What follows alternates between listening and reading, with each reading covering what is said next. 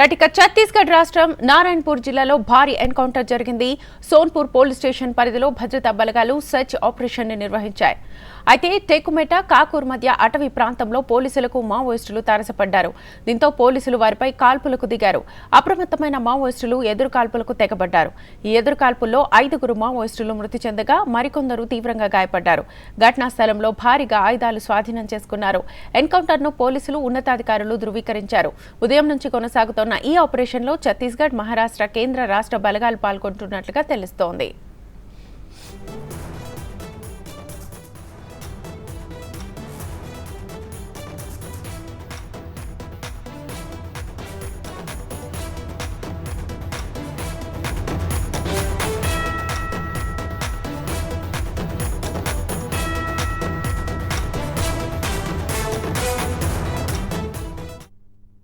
ఛత్తీస్గఢ్ రాష్ట్రం నారాయణపూర్ జిల్లాలో భారీ ఎన్కౌంటర్ జరిగింది. సోన్పూర్ పోలీస్ స్టేషన్ పరిధిలో భద్రతా బలగాలు సెర్చ్ ఆపరేషన్ నిర్వహించాయి.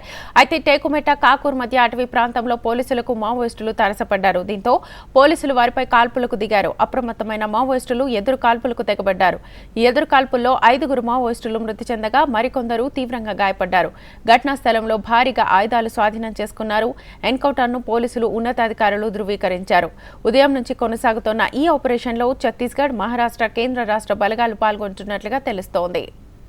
ఇదే అంశానికి సంబంధించి ఫుల్ డీటెయిల్స్ మా ప్రతినిధి రవికిరణ్ అందిస్తారు ఫోన్ లైన్ ద్వారా. రవికిరణ్, ఛత్తీస్గఢ్ నారాయణపూర్ జిల్లాలో భారీ ఎన్కౌంటర్ అయితే చోటు చేసుకుంది. 5 మావోయిస్టులు మృతి చెందగా 2 జవాన్లు కూడా తీవ్ర గాయాలయ్యాయి. మరో కొంతమందికి కూడా మావోయిస్టులు గాయాలైనట్టుగా తెలుస్తుంది. నారాయణపూర్ జిల్లా సోన్పూర్ పిఎస్ పరిధిలో ఉన్నటువంటి టేకుమడ మరియు కాకూర్ అటవీ ప్రాంతంలో మావోయిస్టులు ఉన్న సమాచారంతో 2 టీమ్స్ పోలీసులు బృందాలు అక్కడ చేరుకోవడం జరిగింది. కూంబింగ్ లో మావోయిస్టులకు పోలీసులకు మధ్య ఎదురు కాల్పులు చోటు చేసుకున్నాయి. దాదాపు 9 గంటల పాటు కాల్పులు కొనసాగుతున్నాయి. ఇప్పటికి కూడా ఇంకా కంటిన్యూ అవుతున్నట్టుగా అధికారులు అయితే చెప్తున్నారు. ఘటనా స్థలం నుంచి 5 మావోయిస్టుల మృతదేహాలను మరియు ఆటోమేటిక్ బోర్గన్, ఇతర ఆయుధాలను కూడా పోలీసులు స్వాధీనం చేసుకున్నారు. అబూజ్మఠ్ అటవీ ప్రాంతంలో నక్సల్స్ సెంట్రల్ కమిటీ సభ్యుడు అభయ్ మరియు మిగతా పెద్ద కేంద్ర స్థాయి నాయకులు ఉన్నారన్న సమాచారంతో మావోయిస్టులు సమావేశం అవుతున్నట్లు సమాచారంతో సెర్చ్ ఆపరేషన్ చేపట్టిన భద్రతా బలగాలు కూంబింగ్ అయితే మొదలుపెట్టాయి. ఆపరేషన్ లో పాల్గొన్నటువంటి ఛత్తీస్గఢ్, మహారాష్ట్ర, కేంద్ర బలగాలు ఉదయం నుంచి కూడా భీకర కాల్పుల్లో పాల్గొన్నాయి. ఇప్పటికే ఎన్కౌంటర్ కి సంబంధించి కూడా పోలీసులు బస్తర్ ఐజీ సుందర్రాజ్ ధృవీకరించారు. ముఖ్యంగా ఈ 5 మంది నక్సలైట్ల మృతదేహాలను కూడా పోలీసులు స్వాధీనం చేసుకున్నారు. పెద్ద ఎత్తున ఆయుధాలు కూడా స్వాధీనం చేసుకున్నారు. నార్త్ అంబుజ్మఠ్ ప్రాంతంలో మావోయిస్టుల ఉనికి గురించి నిఘా సమాచారం ఉండడంతో జాయింట్ పోలీస్ ఆపరేషన్ చేపట్టినట్టుగా చెప్తున్నారు.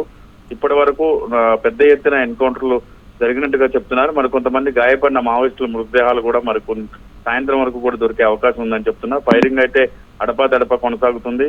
సెర్చింగ్ ఆపరేషన్ కూడా కంటిన్యూ అవుతుంది. పూర్తి వివరాలు అయితే సాయంత్రం వరకు కూడా అందించినట్టు అధికారులు అయితే తెలిపారు. ముఖ్యంగా గత కొంతకాలంగా బస్తర్ నారాయణపూర్ జిల్లాకు సంబంధించి కొన్ని ఏరియాల్లో మావోయిస్టుల కార్యకలాపాలపై పూర్తి స్థాయిలో నిఘా పెట్టారు. ఇటు ఛత్తీస్గఢ్, అటు మహారాష్ట్రకు సంబంధించిన 2 రాష్ట్రాలకు సంబంధించినటువంటి ప్రత్యేక బెటాలియన్ టీంలన్నీ కూడా ఎప్పటికప్పుడు అడవులన్నీ కూడా జల్లెడపడుతున్న పరిస్థితి ఉంది.